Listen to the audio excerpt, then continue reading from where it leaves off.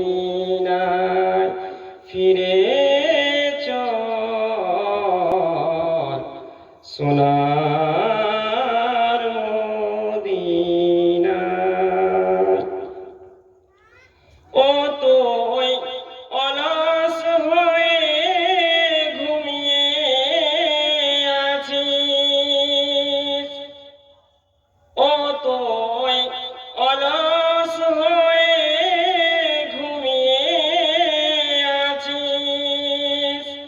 মাটির ওপরে সে দেখো নজর ভরে রে তোর, যে দেখো নজর ভরে রে তোর। ও তোর সময় বহে যায়, ও তোর বেলা ডুবে যায়। হে মুসাফির মুছরে আখির জল ফিরে চল সোনার মদিনায় ফিরে চল সোনার মদিনায়। উপস্থিত আজকের সভার সভাপতি মহাশয়, মঞ্চে উপবিষ্ট উলামায়ে দ্বীন, সামনে বসে থাকা সমবেত বয়োজ্যেষ্ঠ বয়কনিষ্ঠ ইসলাম দরদী শ্রোতা মণ্ডলী, পর্দার অন্তরালে অবলা সরলা শিক্ষিকা শিক্ষিতা পর্দা নসিব মা ও বোনেরা, প্রশংসা মাত্রেই মহান আল্লাহ তাবারক ওয়া তাআলার নিমিত্তে যার উপাসনা আরাধনা আলোচনা করে আমরা নগণ্য মানুষ হয়ে শেষ করতে পারবো না, তাই তারই বাক্য দিয়ে প্রশংসা করি আলহামদুলিল্লাহ। তারপরে পরে সেই মহামানব নবিকুল শিরোমণি জনাব আহমদ মুস্তাফা মোহাম্মদ মুস্তাফা বলুন সাল্লাল্লাহু আলাইহি ওয়াসাল্লামের উপর অসংখ্য দরুদ ওয়া সালাম বৃষ্টির ন্যায় ঝমঝম স্বরূপ বর্ষিত হোক। আল্লাহুম্মা সাল্লি আলাইহি, আল্লাহুম্মা বারিক আলাইহি, আল্লাহুম্মা আমিন। সূরা আল হাক্কা এবং সূরা আল মাআরিজ 29 পারায় সূরা হাক্কা থেকে 13 থেকে 15 নম্বর আয়াত পরিবেশন করেছি এবং সূরা আল মাআরিজ 8 থেকে 10 নম্বর আয়াত পরিবেশন করেছি এবং জামে তিরমিজির এক টুকরো সহিহ হাদিস পরিবেশন করে আমি আপনাদের সম্মুখে বক্তব্য দিলাম। ওয়া তৌফিক ইল্লা বিল্লাহ। আজকে যে বিষয়টা আলোচনা করব সেটা হচ্ছে কিয়ামতের পূর্বে কিছু ভবিষ্যৎবাণী যেগুলো আমাদের সামনে ঘটতে চলেছে, সেটাকে সামনে রেখে কিছু কথা আলোচনা করব ইনশাআল্লাহ। তো আজকে যারা বক্তব্য শুনতে এসেছেন, ক্লাসে 3 ধরনের ছাত্র থাকে। অনেক ছাত্র আছে একবার ক্লাসে যদি অঙ্কটা বুঝিয়ে দিই প্রথম চান্সেই মাথাতে কিন্তু কথাটা গেঁথে নেয়। আবার কিছু ছাত্র আছে দেখা গেল যে কথাটা 2 বার করে রিপিট করতে হয়। আবার কিছু ছাত্র থাকে যে 3 বার বলার পরেও ধরতে পারে না, তাকে হয়তো বোর্ডে কিংবা খাতাতে বারবার দেখিয়ে তার মাথাতে সেটা ঢোকাতে হয়। যাই হোক, এখানে যত মানুষ আপনারা এসেছেন কথা তো একবার বলা হবে, কিন্তু কিছু কথা আপনাদের জন্য রিপিট করা হবে যেগুলো শুধু আপনাদের ব্রেনে দেওয়ার জন্য।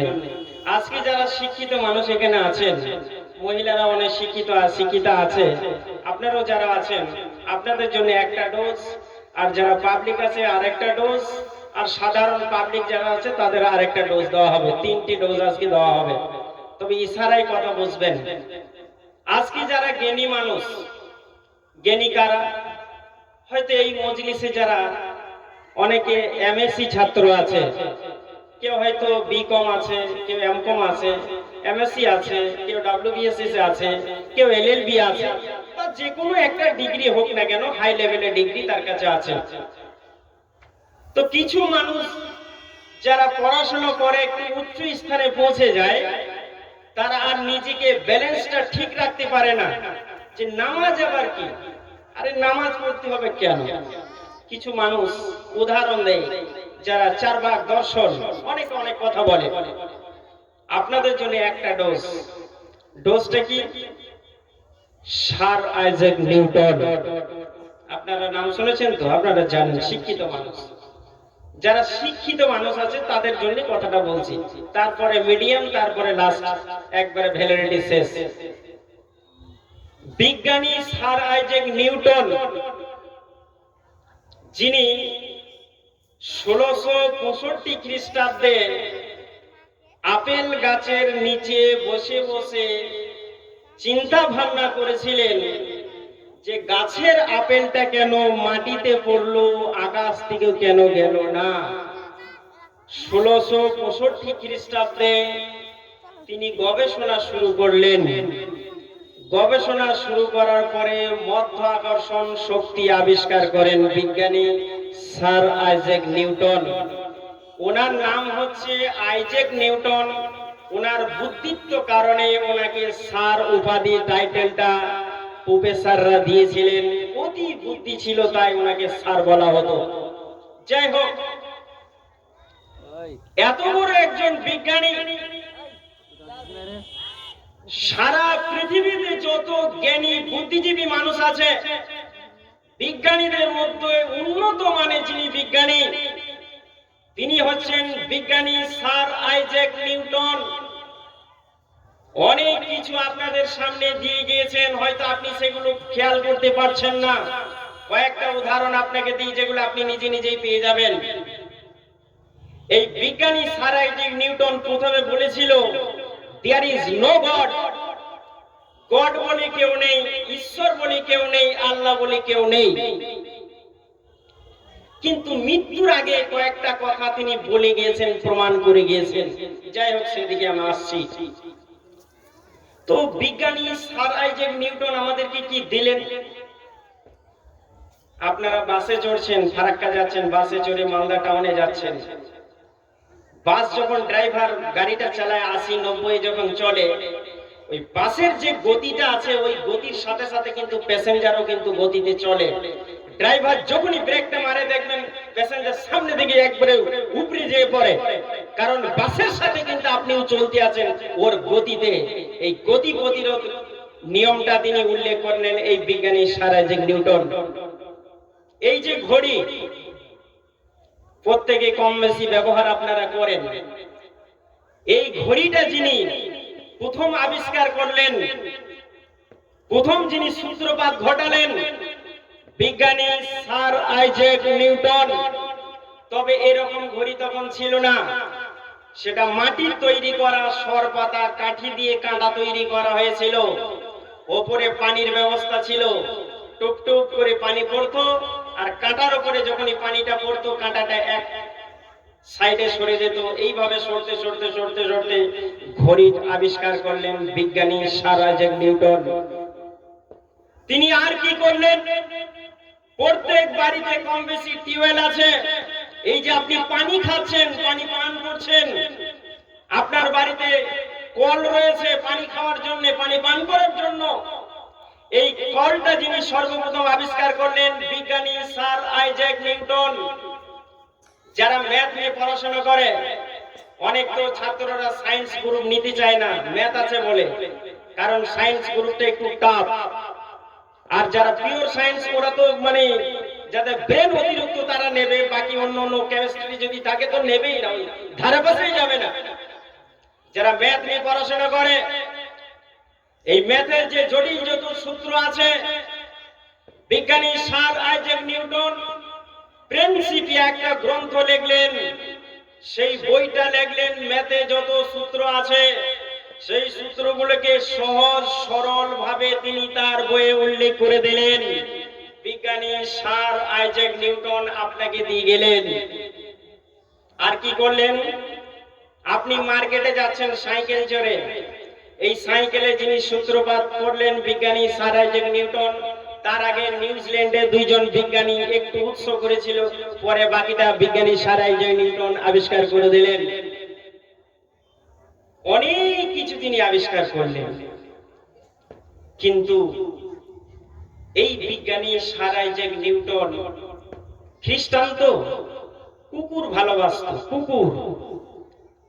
তো বিজ্ঞানী স্যার আইজ্যাক নিউটন ওর কাছে যে কুকুরটা থাকতো সেই কুকুরটার নাম হচ্ছে ডায়মন্ড।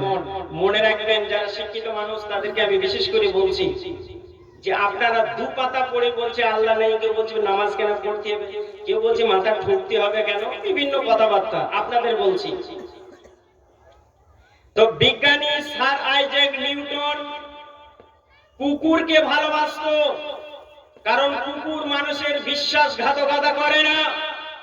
তার প্রমাণ আমি আজকে এই ফারাক্কা ব্রিজে যখন ওই পাশে ছিলাম, ফারাক্কার ওই পাশে পুলিশ আছে ওই রোমের ভিতরে, আর একটা কুকুর দেখছি যে গাড়িটা সন্দেহযুক্ত গাড়ি, কুকুরটা দৌড়াতে দৌড়াতে দৌড়াতে একবারে স্টেশনের কাছাকাছি পর্যন্ত মানে ছুটছে কুকুরটা বাঁ সাইডে। তো ছুটে ছুটে গিয়ে দেখলো গাড়িটা দুবার শুধু তাকালো, তাকানোর পরে কুকুরটা আবার পেছন দিকে ফেরত আসলো।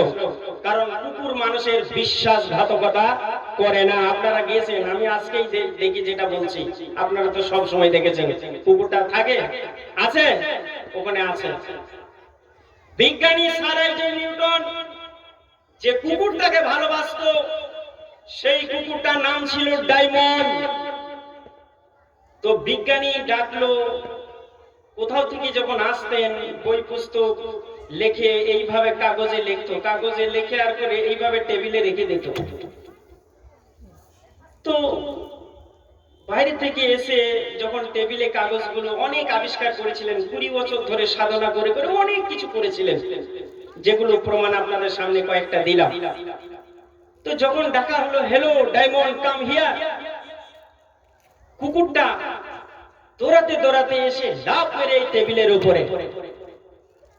যখনই টেবিলের উপরে পড়লো, কুকুরের লেজটা দিয়ে একটুকু ওই মোমবাতি, তখন তো এরকম ইলেকট্রিক ব্যবস্থা ছিল না, কারেন্ট ছিল না, ওই মোমবাতি টেমি প্রদীপ নিয়ে ওই লেখালেখি করতো কাগজে, আর সেটাকে রেখে দিত, গাছের পাতা টাতা বিভিন্ন ব্যবহার করতো। তো 20 বছর সাধনা করে করে অনেক পৃষ্ঠা তিনি অনেক কিছু আবিষ্কার করে তিনি রেখেছিলেন, যেগুলো ওই পৃষ্ঠার মধ্যে উল্লেখ ছিল।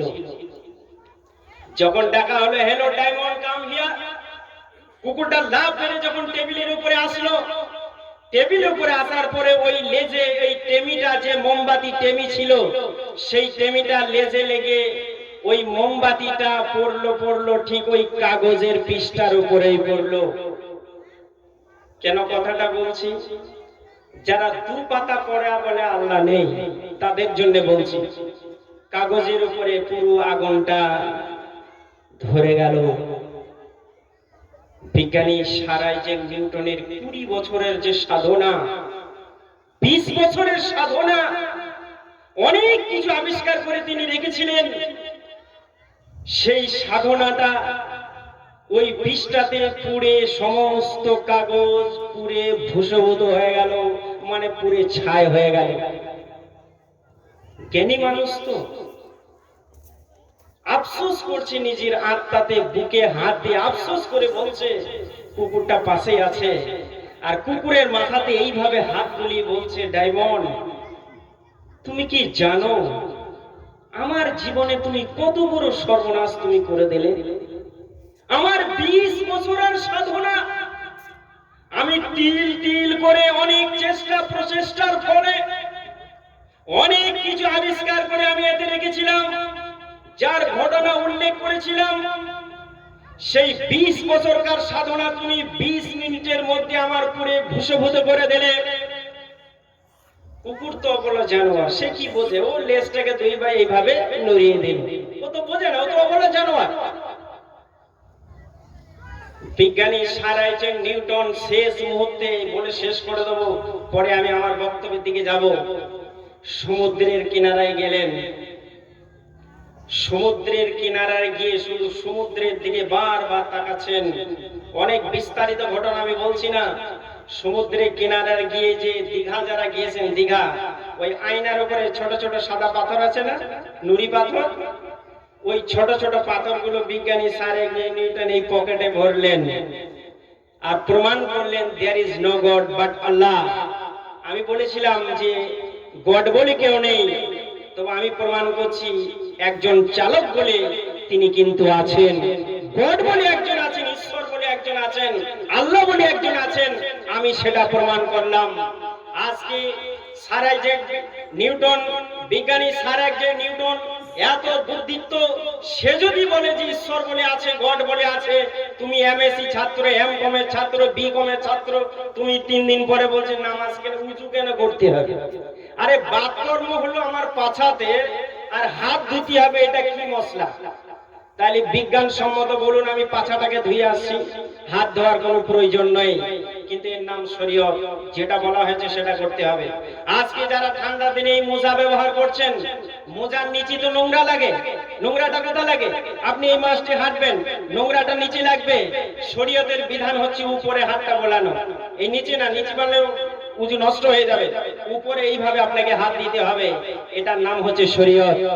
তাই আপনাদের বলছি, আজকে বর্তমান যে পরিস্থিতি, নবী বিশ্বনবী মুহাম্মদ রাসূলুল্লাহ সাল্লাল্লাহু আলাইহি ওয়াসাল্লাম আজ থেকে 1450 বছর পূর্বে তিনি হাদিস উল্লেখ করে গিয়েছেন। শুধু হাদিস অনুবাদটা করব, তবে অনেক মানুষের গায়ে লাগতে পারে, তবে আমার কথা নয়, নবী সাল্লাল্লাহু আলাইহি ওয়াসাল্লামের কথা, নাম্বার দেবো, রেফারেন্স দেবো, দরকার হয় দেখে নেবেন, নেট মোবাইল যারা আছে সার্চ করে নেবেন। বিসমিল্লাহির রহমানির রহিম। فإذا نفخ في الصور نفخة واحدة وحملت الأرض والجبال فدكتا دكة واحدة فيومئذ وقعت الواقعة। মহান আল্লাহ রব্বুল আলামিন সারা পৃথিবীর সমস্ত মানুষকে সম্বোধন করে জানিয়ে দিলেন, বলে দিলেন, সূরার নাম সূরা আল হাক্কা, আয়াত নাম্বার হচ্ছে 13, 29 পারায় আল্লাহ বলছেন, আমার ফেরেশতা ইসরাফিল যখন বাঁশিতে এইভাবে ধরে আছে, কিয়ামতের দিনে যখন বাঁশিটা আমি আদেশ করব, ও ইসরাফিল তুমি তোমার সিংহায় ফুঁক দাও, বাঁশিতে ফুঁক দাও, আমার হুকুমে ইসরাফিল সেই দিন বাঁশিটা যখন ফুঁকে দেবে, ফুঁকে দেওয়ার সাথে সাথে সারা পৃথিবীটা তছনছ হয়ে যাবে, ধূলিসাৎ হয়ে যাবে, একবারে টুকরো টুকরো হয়ে যাবে। ট্রেনে ঝালমুড়ি খেয়েছেন তো? তো বিভিন্ন মশলা একসঙ্গে দিয়ে লাস্টে কি করে চামচটা দিয়ে এইভাবে ঘুরিয়ে দেয়। আল্লাহ বলছেন, সারা পৃথিবীর মানুষকে বললেন, ইংল্যান্ডের মানুষের বললেন, ইন্ডিয়ার মানুষের বললেন, অস্ট্রেলিয়া মানুষের বললেন, সৌদির মানুষের বললেন, আমেরিকার মানুষের বললেন, ওয়ার্ল্ডের বললেন, মানব সম্প্রদায়কে ঘোষণা করে দিলেন, ফাইজা নুফিকা ফিস সূরি নাফকাতু ওয়াহিদা। আমার ফেরেশতা ইসরাফিল যখন বাঁশিতে ফুঁক দেবে, ইসরাফিল বাঁশিটা এইভাবে কিয়ামত পর্যন্ত ধরে আসে, যেদিন বাঁশিতে ফুঁক দেবে আমি আল্লাহ যেদিন আদেশ করব, আদেশ করার সাথে সাথে বাঁশিতে ফুঁক হয়ে যাবে। আর যখন প্রথমবার ফুঁক দেওয়া হবে, প্রথমবার ফুঁক দেওয়ার সাথে সাথে সারা পৃথিবীটা ঝালমুড়ির মতো তছনছ হয়ে যাবে, এলোমেলো হয়ে যাবে। আল্লাহ বলছেন, ওয়া হুমিলাতিল আরযু ওয়াল জিবালু ফাদুক্কাতা দাক্কাতান ওয়াহিদা। ও সারা পৃথিবীর মানুষ ভালো করে শুনে নিন, আল্লাহ রাব্বুল আলামিন বলছেন, কাল কিয়ামতের দিনে আমি জমিনটাকে এইভাবে রাখবো, আর পৃথিবীতে যত পাহাড় পর্বতমালা আছে, মাউন্ট এভারেস্ট আছে, তুর পর্বত আছে, পৃথিবীর সমস্ত দেশে কম বেশি পাহাড় আছে, পর্বত আছে, সমস্ত পর্বতমালাগুলিকে আমি আল্লাহ সামনে আনবো, আর জমিনটাকে এইভাবে তোলা হবে। ওয়া হুমিলাতিল আরযু, হুমিলা মানে আরযু, হুমিলা মানে ওঠানো, আর আরজুন মানে জমিন, আমি আল্লাহ জমিনটাকে তুলবো আর পাহাড়গুলোকে সামনে আনবো। ফাদুক্কাতা দাক্কাতা ওয়াহিদা, তারপরে জমিন আর পর্বতমালা ধাক্কা খেতে খেতে টক্কর মারতে মারতে চূর্ণ বিচূর্ণ হয়ে সব ধুলোর মতো উড়ে যাবে। মানুষ বলছে আমার কিছু হবে না। আরে গরুর গোশ যদি থাকে আর কিছুই দরকার নেই। অনেক মানুষ বলে না তরকারি বাড়িতে এসে বই জিজ্ঞাসা করে হাগো কি রান্না করেছিস, বলে গরুর গোশ, আর দরকারই নেই, ওইতেই চলে যাবে। আল্লাহ তাআলা বলছেন কাল কিয়ামতের দিনে ওই পর্বতমালাগুলিকে আমি সামনে আনবো আর জমিনটাকে তুলবো। ফাদুক্কাতা দাক্কাতা ওয়াহিদা, তারপরে আমি ধাক্কা মারতে মারতে সব টুকরো টুকরো করে দেব। ফায়াউমাইযিন ওয়াকাতিন ওয়াকিয়া, তারপরে সেই দিন এমন এক ঘটনা তোমাদের সামনে সংঘটিত হবে, যারা মহিলা আছে, যাদের পেটে বাচ্চা আছে, 9 মাস যাদের পেটে বাচ্চা আছে, যারা প্রসব করবে কিয়ামতের দিনে, কিয়ামতের ভয়াবহ যন্ত্রণা দিয়ে, সেই যন্ত্রণা চাইতে ওই যন্ত্রণা শুনে মহিলারা তাদের পেটে বাচ্চা প্রসব করে দেবে। তাদের কাছে কিছুই মনে হবে না, এটা যন্ত্র নয়, কারণ কিয়ামতের যন্ত্রণা চাইতে প্রসব করার যন্ত্রণাটা তাদের কাছে কিছুই নয়। মহিলারা বাচ্চা ডেলিভারি হয়ে যাবে, মানে বাচ্চা অটোমেটিক পেট থেকে পৃথিবীর আলো দেখবে। কিয়ামতের সেই যন্ত্রণা ভয়াবহ আযাব তখন শুরু হয়ে যাবে। আল্লাহ রাব্বুল আলামিন বলছেন সূরা আল মাআরিজ আয়াত নাম্বার হচ্ছে 8। আল্লাহ বলছেন ইয়াউমা তাকুনুস সামাউ কাল মুহলি ওয়া তাকুনুল জিবালু কাল ইহনি ওয়া লা ইয়াসালু হামিমুন হামিমা। আল্লাহ রাব্বুল আলামিন সূরা আল মাআরিজ 29 পারা 8 নম্বর আয়াতে বলছেন কাল কিয়ামতের দিনে আকাশটা তোমাদের মাথার উপরে বৃষ্টির মতো গলে গলে পড়বে। বৃষ্টির মতো, মোমের মতো তোমাদের মাথার উপরে বৃষ্টির মতো ঝরঝর করে পড়বে। মুহুল শব্দের অর্থ, মুহুল মানে হচ্ছে ধাতু যেমন গলানো হয়, লোহা গলালে যেমন পড়ে টপ টপ করে, মোমবাতি জ্বললে যেমন টপ টপ করে পড়ে, ওইভাবে আকাশটা, মজবুত আকাশটা তোমাদের মাথার উপরে বৃষ্টির মতো গলে গলে পড়বে। ওয়া তাকুনুল জিবালু কাল ইহনি, আর পর্বতমালা পৃথিবীতে যত আছে, এই পাশে যাবেন আপনার বিহারে, ঝাড়খণ্ডে, এই যে বড় বড় পাহাড় আছে, ওই পাহাড়গুলো বোমা বাস্টিং করে যে পাথরগুলো আনা হয়, মেশিনের মাধ্যমে সেটাকে ধোলাই করা হয়। রাজমিস্ত্রিরা বলে 5-8 পাথর লাগবে, ছাদটা ভালো ঢালাই হবে। যদি সব 8 মারো মাঝে মাঝে গ্যাপ থাকবে, ওই জন্য 5-8 পাথর দিয়ে মাঝে মাঝে গ্যাপটাকে পূরণ করতে হবে। আল্লাহ বলছেন কাল কিয়ামতের দিনে ওই মজবুত পাহাড়গুলো কি হবে, তুলোর মতো উড়তে থাকবে। ও তুলোর মতো উড়বে, ঝরঝর করে হাওয়া না দিলে উড়তে থাকবে। তাহলে পাহাড় যদি তুলোর মতো উড়ে, যারা লেপ তৈরি করে ঠান্ডার দিনে, ওই দেখবেন যখন তুলোতে বাড়িটা মারে সামনে দিকে ভারী তুলোটা পড়ে, আর এক ধরনের মিহি তুলো যেটা বাড়ি দেয়, বাড়ির সাথে সাথে দেখবেন ওই তুলোটা হাওয়া না দিলে অটোমেটিক উড়ে, নাকে চোখে আরে উড়ে লেগে যায়। আল্লাহ রাব্বুল আলামিন বলছেন ওয়া তাকুনুল জিবালু কাল ইহনি, কিয়ামতের দিনে ওই পাহাড়গুলো তুলোর ন্যায় তোমাদের সামনে উড়তে থাকবে। আরে মানুষ বলছে আমার তো কিছুই হবে না, আমি তো এইভাবেই থাকবো। মানুষ বলছে আমার কিছু হবে না, বলছে কিছুই হবে না, তাহলে খেলা দেখবো কখন? খেলা হবে? বলে খেলা কখন হবে? এখন তো মানুষ সব পাগল। এখন যে বক্তা স্টেজে গান করবে বলে এইটাই তো সবচেয়ে ভালো বক্তা, তাহলে কুমার শানুকে ডাকো, অন্যকে ডাকো। পিওর কথা বলতে হবে, একটা সেকেন্ডের মূল্য আছে। যতক্ষণ হবে কোরআন হবে, যতক্ষণ হবে হাদিস হবে। আল্লাহ বলছেন ওই মজবুত পাহাড়গুলো তোমাদের সামনে যখন চলন্ত অবস্থা মানুষের মতো চলবে, পাহাড় তোমার সামনে চলবে, অবলা জানোয়ার তোমার সাথে কথা বলবে। মানুষ বেঈমান হবে, ফজরে নামাজ পড়বে, মাগরিবের সময় বেঈমান হবে।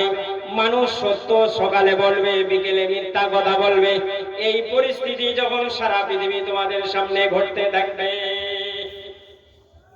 হাদিস عن ابي هريره رضي الله تعالى عنه قال قال رسول الله صلى الله عليه وسلم হযরত আবু হুরায়রা রাদিয়াল্লাহু তাআলা আনহু তিনি হাদিস বর্ণনা করছেন, যিনি 5374টা হাদিস বর্ণনা করেছেন। রাবীদের চাইতে সব চাইতে হাদিস তিনি বেশি বর্ণনা করেছেন। হযরত আবু হুরায়রা রাদিয়াল্লাহু তাআলা আনহু তিনি বলছেন, আল্লাহ রাসূল সাল্লাল্লাহু আলাইহি ওয়াসাল্লাম বলে দিয়েছেন, ইজা উত্তখিজাল ফায়ু দিওয়ালান, কিয়ামতের প্রথম আলামত হলো মানুষ যখন এই ব্যক্তিগত গনিমতের সম্পদকে মানুষ ব্যক্তিগত সম্পদে যখন পকেটে ভরবে। কিয়ামতের প্রথম আলামত হচ্ছে এই হাদিসে গনিমতের মাল, জনগণের মাল, বাইতুল ফান্ডের মাল, মসজিদের মাল, গ্রামে কোনো ব্যক্তির কাছে রাখা আছে, মাদ্রাসার মাল কোনো ব্যক্তির কাছে রাখা আছে, গ্রাম্য পঞ্চায়েতের মাল কোনো ব্যক্তির কাছে রাখা আছে, এই ব্লকের মাল রাখা আছে, এই জেলার মাল কোনো ব্যক্তির কাছে রাখা আছে। নবী বলছেন কিয়ামতের প্রথম আলামত হলো ইজা উত্তখিজাল ফায়ু দিওয়ালান, মানুষ যখন গনিমতের মালকে, জনগণের মালকে যখন ব্যক্তিগত সম্পদে পরিণত করে নেবে, তখন জানবে তোমাদের কিয়ামত পেছনে আসছে। আজকে মানুষের গরিবের টাকা পকেটে গেল, যে পাওয়ার দরকার সে পেল না। আমফান ঝড় হলো, যে 20,000 পেল পরে 5,000 পেল, যার ঘর আমফানে চলে গেল। আপনার মালদাতে ঝড় হয়নি, 27 রমজান তারাবিতে যাইনি, বাড়িতে ছিলাম, বারান্দায় বসেছিলাম। শুধু আমাদের গ্রামে 5074টা গাছ শুধু আমার গ্রামে পড়েছে। 24 পরগনার বুকে যে ঝড়টা হয়েছিল, যদি আপনি জানতেন অবশ্যই বলতেন। যারা 100 বছরের বৃদ্ধ তারা বলেছে আমার জীবনে এরকম ঝড় কোনোদিন দেখিনি, এই আমফান ঝড় প্রথম দেখলাম 2000 সালে। আল্লাহ রাব্বুল আলামিন বলছেন মানুষ কিয়ামতের পূর্বে এমন ভাবে বেঈমান হবে, জনগণের টাকাকে মানুষ আত্মসাৎ করবে, পকেটে ভরবে। মসজিদের মুসল্লি, মসজিদের সেক্রেটারি হবে, মসজিদে ক্যাশিয়ার হবে, মাদ্রাসার সভাপতি হবে, গ্রামের সভাপতি হবে। এরকম মানুষ যখন দায়িত্ব নেবে, দায়িত্ব নেওয়ার পরে ওই জনগণের টাকাগুলো মানুষ ব্যক্তিগত সম্পদে পরিণত করে নেবে। প্রথম আলামত। নাম্বার 2, দ্বিতীয় নম্বর আলামত হলো নবী বলছেন ওয়াল আমানাতু মাগনামান। দ্বিতীয় নম্বর আলামত হলো কিয়ামতের মানুষের কাছে আমানত রাখা হবে, সেই আমানতটা মানুষ আমানতের খেয়ানত করবে। বলে মালদা জেলার 100 কোটি টাকা অমুকের দায়িত্ব থাকলো, ও ব্যক্তি কি করলো, মধ্যখানে গিয়ে গৌরবঙ্গ ওই মালদায় গিয়ে ও নিজে নিজে একটা স্কুল খুলে দিল। ও গ্রামে দেখা গেল, গ্রামে কিছু টাকা আসলো, ও নিজে নিজে গেল 2 জোড়া মোষ কিনে বসে রইল। ও এইভাবে জনগণের টাকা, এইভাবে মানুষের টাকা কি করবে, আত্মসাৎ করবে। এক কথায় মানুষের টাকা মানুষ ব্যক্তিগত চুরি করবে। তাই নবী বলছেন কিয়ামতের 2 নম্বর আলামত হলো ওয়াল আমানাতু মাগনামান। মানুষ আমানত রাখবে, ওই আমানতটা মানুষ খেয়ানত করবে, লুটের মালে পরিণত করবে, চুরি করবে। চুরি হচ্ছে 3 নম্বর। কিয়ামতের 3 নম্বর আলামত হলো আল্লাহ রাসূল সাল্লাল্লাহু আলাইহি ওয়াসাল্লাম বলেন ওয়াজ যাকাতু মাগরামান। মানুষ যাকাত দেবে কিন্তু যাকাতটাকে জরিমানা মনে করবে। এই মালদা জেলার মানুষেরা যারা ধনী আছে, এই ধনী মানুষরা যাকাত দেবে, কিন্তু এই যাকাতটাকে তারা জরিমানা মনে করবে। নবী বলছেন এই ধনীরা ভাববে আব্দুল কাইয়ুম ইমাম সাহেব আমাকে জরিমানা করেছে, প্রধান আমাকে জরিমানা করেছে, মাদ্রাসা শিক্ষকগণ আমাকে জরিমানা চাপিয়ে দিয়েছে, গ্রামের মেম্বার সাহেব আমাকে জরিমানা করে দিয়েছে।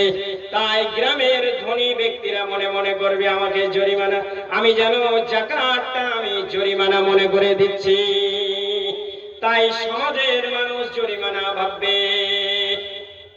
জাকাত দেবে না, নামাজ ফরজ, নামাজটা কি ফরজ, তাহলে জাকাতও ফরজ করা হয়েছে।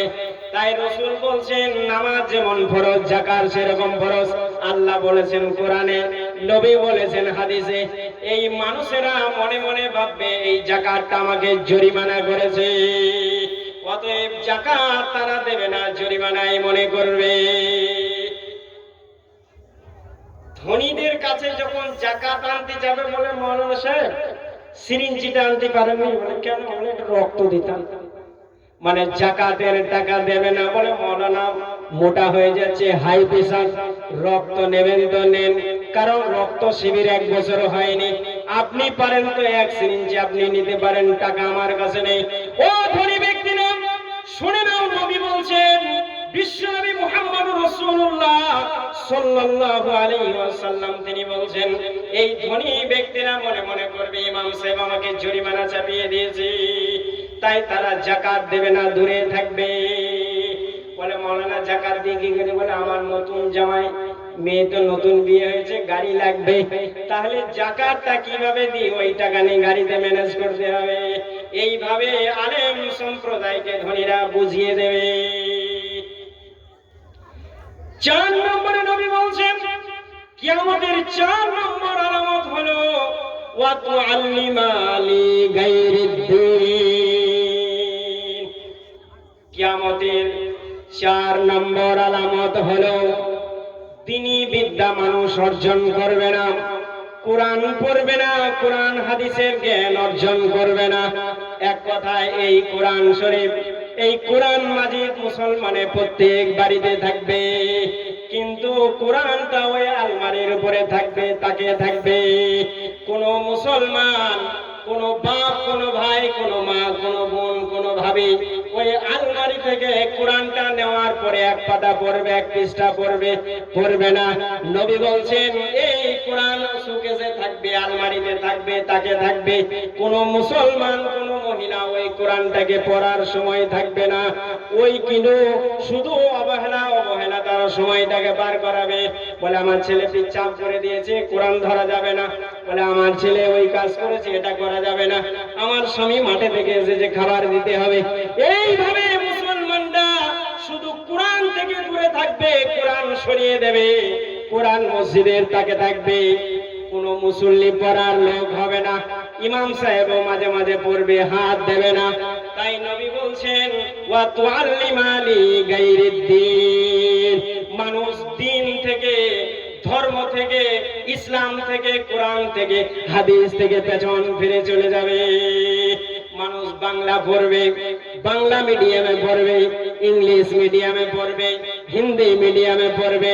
মানুষ বিএ পাস করবে, এমএ পাস করবে, বিকম করবে, এমকম করবে, বিএসসি করবে, এমএসসি করবে, ডব্লিউবিএসএস করবে, এলএলবি করবে। পৃথিবীতে যত ডিগ্রি আছে সব ডিগ্রি মানুষ অর্জন করবে, কিন্তু কোরআন আর হাদিসের জ্ঞান মানুষ অর্জন করবে না।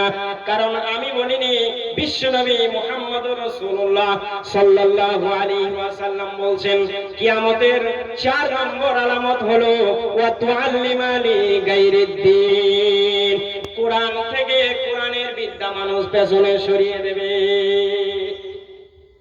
বলে আগেকার মারা, আপনারা বসে আছেন, মহিলাদের যারা বয়স্ক মহিলা আছে জিজ্ঞাসা করুন, যারা বয়স্ক আমার বাপের তুল্য লোক আছে, দাদার তুল্য লোক আছে, জিজ্ঞাসা করুন। এখানে যাদের 70 বছর 80 বছর যাদের বয়স আছে জিজ্ঞাসা করুন তাদের সন্তান কটা, বলে আল্লাহর ইচ্ছায় আমার 8টা ছেলে মেয়ে। বলে আপনার কটা, বলে 11টা। ওই 11টা সন্তান প্রসব করেছে। মহিলাদের জিজ্ঞাসা করুন কোন নার্সিং হোমে গিয়েছে, কোন হসপিটালে গিয়েছে, কারণ বিশ্বাসটা ছিল আল্লাহর উপরে, ভরসা আল্লাহর উপরে। আর তোমার একটা